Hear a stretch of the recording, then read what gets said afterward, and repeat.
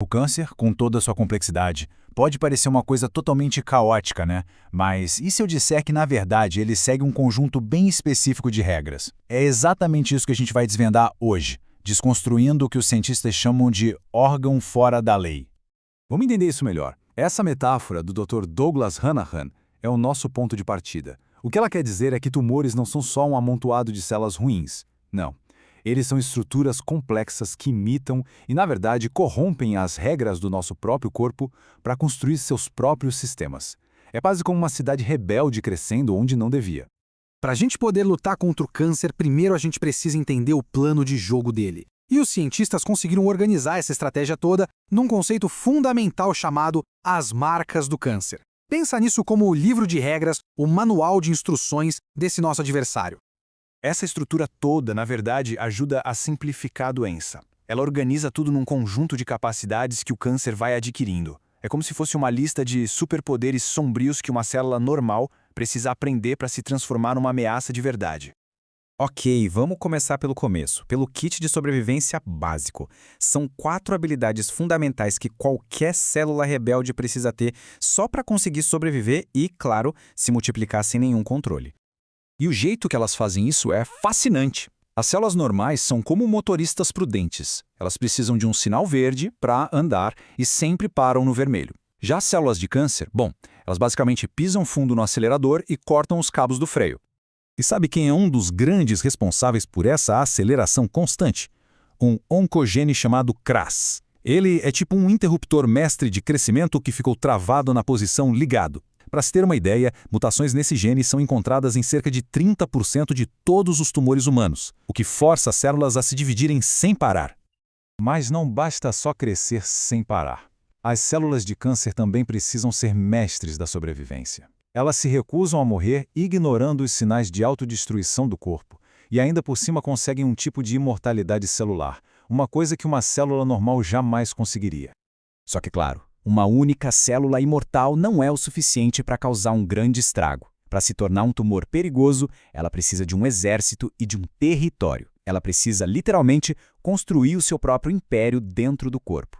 E assim como uma cidade que não para de crescer precisa de estradas e de linhas de suprimento, um tumor precisa criar sua própria rede de vasos sanguíneos para conseguir oxigênio e nutrientes. Sem isso, ele não passa de um amontoado minúsculo de células. Esse processo tem nome: angiogênese. Mas a habilidade mais temida, a mais letal de todas, é a metástase. É uma jornada perigosíssima, com vários passos, onde as células do câncer se soltam, viajam pela corrente sanguínea e vão estabelecer novas colônias em outros órgãos, espalhando a doença pelo corpo todo. Ok, até agora a gente viu o kit básico de sobrevivência, certo? Agora a coisa fica mais sofisticada. Vamos dar uma olhada nas táticas mais avançadas que permitem a um tumor não só sobreviver, mas crescer e se defender ativamente contra o nosso corpo. E olha, esses truques são de outro nível. Elas aprendem a reprogramar o metabolismo para consumir energia de um jeito frenético, usam disfarces para ficarem invisíveis para o nosso sistema de defesa e conseguem até mudar de identidade para sobreviver a um tratamento como a químio. É como um espião mestre que se adapta a qualquer situação. A velocidade com que os cânceres adquirem todas essas habilidades é impressionante. E isso nos leva a uma característica fundamental, um motor que alimenta todo esse caos e essa capacidade de adaptação. Pois é, aqui está o segredo, o motor por trás de tudo, a instabilidade genômica. Pensa nisso como se o controle de qualidade do DNA da célula estivesse quebrado. Essa falha deixa que erros e mutações se acumulem muito rápido. Isso funciona como um motor caótico que acelera a evolução do câncer. Ele pode testar novas habilidades o tempo todo. Mas a boa notícia, e a parte mais importante de tudo isso, é que entender o manual de estratégias do inimigo nos dá o nosso próprio mapa para contra-atacar. Um mapa para lutar de um jeito muito mais inteligente. A ideia aqui é genial. Em vez de usar aquela abordagem de terra arrasada que ataca todas as células que crescem rápido, a medicina moderna busca criar terapias que miram e destroem a engrenagem por trás de cada uma dessas marcas. É um ataque preciso, cirúrgico. E aqui a gente vê essa estratégia em ação, na prática. Para cada truque do câncer, os cientistas estão desenvolvendo uma contramedida.